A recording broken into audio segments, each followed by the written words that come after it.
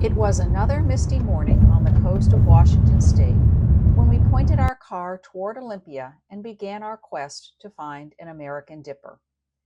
Welcome to the week 26 recap of Ingrid and Ethan's 2024 Big Year. The American dipper is unique among North American songbirds, as it will dive underwater in search of its prey. Not only would a dipper give us another bird for the year, it would also be a lifer bird for both of us. We had searched for dippers in Colorado in April to no avail, and previously on a trip to the Northwest 2 years ago. Today, gosh darn it, would be Dipper Day. We had learned of a nest at a fish hatchery and decided to start by checking the river across the road.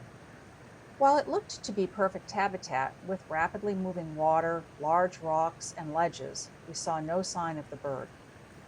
Next, we tried the hatchery. The supervisor could not have been more welcoming or helpful and told us about a path to the river further down the road. Following his instructions, we made our way down to the river and did a thorough search of the cavities under the banks. "Dipper! There's a dipper!" I excitedly called. And for the next several minutes, we watched this fascinating little bird wade, dive, and feed on the river's edge. Bird number 597.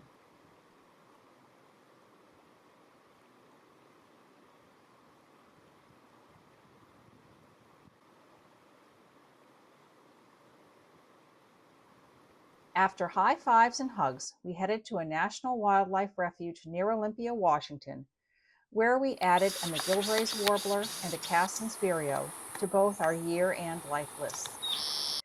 With milestone bird 600 within reach, our primary goal for the next day was to find that bird.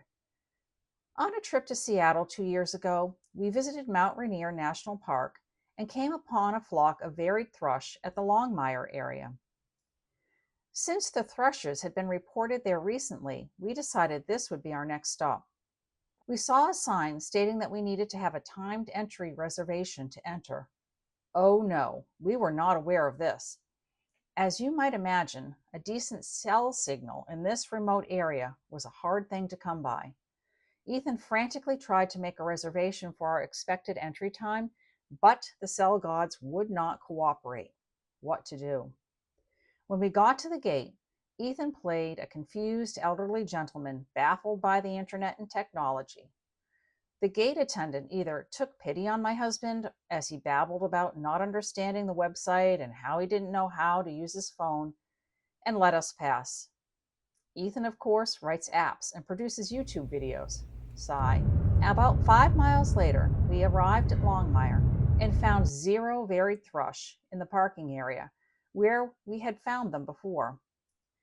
But we did spot a promising looking trail across the road, and lo and behold, we found exactly 1 varied thrush hopping along the moss-covered ground several feet off the trail.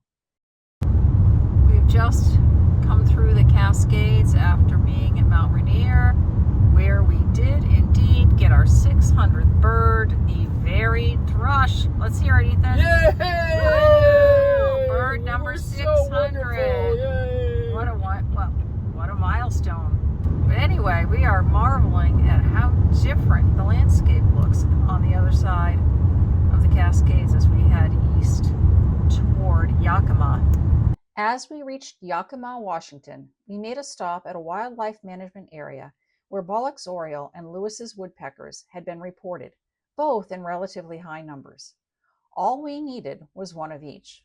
Well, thanks to the generosity of the manager, who allowed us to walk into his yard to get a closer look, we found no fewer than 4 Bullock's orioles and 12, that's right, 12 Lewis's woodpeckers. A bird Ethan notes looks dressed for Christmas. The Lewis's was a lifer for us. The next morning, California quail and California scrub jay topped our list of most wanted birds. We found a beautiful canyon trail where we heard the calls of 3 shy California quail and saw 1 California scrub jay. Our day was off to a great start. After a further drive southeast, we reached a riparian area. For those unfamiliar with the term, a riparian area is a zone of land that occurs along the edges of rivers, streams, lakes, or other bodies of water. Here we spent 2 hours walking a lovely gravel road with only each other, occasional cattle, and a diversity of birds to keep us company. Through much of our time in Washington and Oregon, we were the only birders, often the only people on a trail, very different from what we experience at home. Over the course of our 2-hour hike, we added red-naped sapsucker, dusky flycatcher, and incredibly, a flammulated owl that called twice as we walked past. Whew.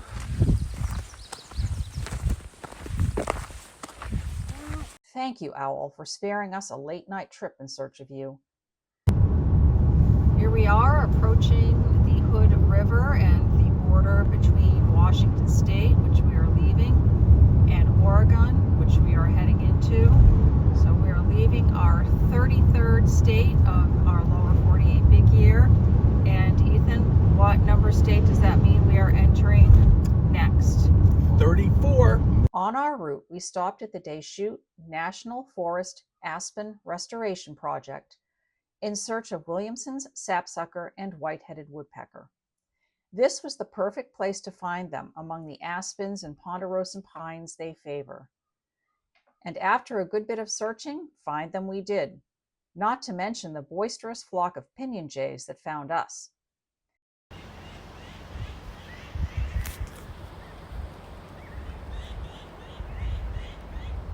After a night in the charming western town of Prineville, where we really felt like we were on the Oregon Trail, we headed west through the Cascades once again. Our destination was the coastal city of Newport, Oregon. Before making that pass, however, we decided to try once more for the calliope hummingbird we dipped on yesterday. Armed with better information about how to access Black Butte Swamp, we were determined to find this smallest of all North American birds before leaving one of its prime areas. With the assistance of Google satellite maps, our knowledge of the bird's preferred habitat and its behavior, we eventually found a location that looked promising. Happening upon a bushwhacked trail, likely made by other calliope seekers, we climbed over downed trees and through swamp grass to a place where we had a fairly open view. Prepared to wait an hour or more for one to appear, we started scanning. Luckily for us, my eyes quickly landed on a hummingbird perched at the top of a young aspen tree. We were able to get our binoculars and cameras on it before it soon flew off. It was indeed a calliope hummingbird. The small, noisy wren-tit lives only on the Pacific coast, where it can be found most often in chaparral, an area of shrubs and bushes. We had learned of a state park in Newport, Oregon, where they could be reliably found. But by the end of the trail they favored, we had not heard one. Maybe it was the time of day, or maybe not quite the right place. As we turned around to retrace our steps, we noticed a sandy path leading into very promising looking habitat. We had not gone far when one and then a second popped up to the top of a bush, singing and calling loudly to match their reputation. We determined that we may have happened upon their nesting area, so quickly took photos and said our goodbyes. As the sun set on the second to last day of our trip, and we enjoyed dinner at a local seafood restaurant in Newport, we celebrated the great success we had had on our Northwest journey. We had added no fewer than 37 birds to our year list and were thrilled. We looked forward to a meandering journey back to Seattle and our flight home. Not so fast. Back at our hotel room, I read an eBird report of sightings of a horned puffin at Smith Island, where we had been searching for puffins at the beginning of our trip. This bird had not been seen in days. We had tickets for a trip out the following evening, but had decided not to use them as the drive there and then back to the airport hotel we had booked for the night would be many hours long.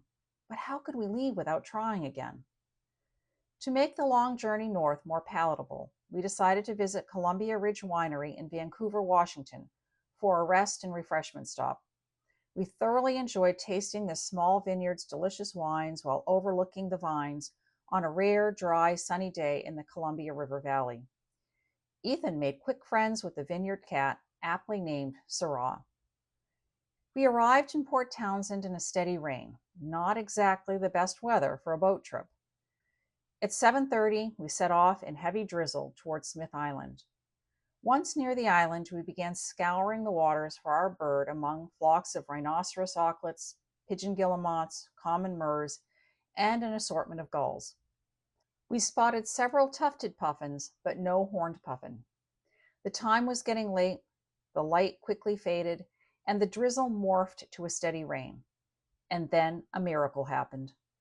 As a large group of cormorants and gulls took flight from the tiny spit of land connecting Smith and Minor Islands, we kept our eyes on the water and saw a puffin, with all the markings of a horned puffin, dive under the water collecting fish in its bill. This very tired but very happy birding couple returned to Seattle at midnight with bird 613 notched on their belts. Thanks for watching this weekly recap of Ethan and Ingrid's 2024 Big Year. Remember to visit our blog at bigyearbirding.com. If you're watching this on YouTube, click the subscribe button. And if you want more of this silliness, we also have a Facebook and Instagram page. Happy birding!